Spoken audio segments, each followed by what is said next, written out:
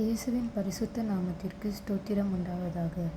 இன்றைய வேத வசனம் சங்கீதம் 147 அதிகாரம் 13 அவர் உன் வாசல்களின் தாழ்ப்பாள்களை பலப்படுத்தி உன் பிள்ளைகளை ஆசீர்வதிக்கிறார்.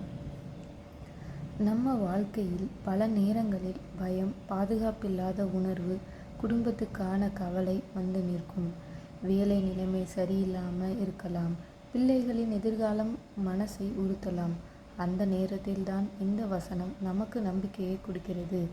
உன் வாசல்களின் தாழ்ப்பாள்களை உறுதிப்படுத்துகிறார் என்றால், நம்மால் கட்டுப்படுத்த முடியாத சூழ்நிலைகளிலும் தேவன் நம் வீட்டையும் வாழ்க்கையும் பாதுகாப்பாக வைத்திருக்கிறார் என்பதுதான் அர்த்தம்.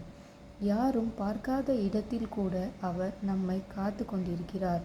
அதோடு உன் பிள்ளைகளை ஆசீர்வதிக்கிறார் என்பதன் மூலம் இன்று நமக்கு புரியாவிட்டாலும் நாளை நம் குடும்பத்தில் நன்மை நடக்க தேவன் வேலை செய்து கொண்டிருக்கிறார் என்பதை இந்த வசனம் நமக்கு நினைப்பூட்டுகிறது. கவலைகளுக்குள் கூட தேவனின் பாதுகாப்பும் ஆசீர்வாதமும் நம்மோடு இருக்கிறது. ஆமேன்.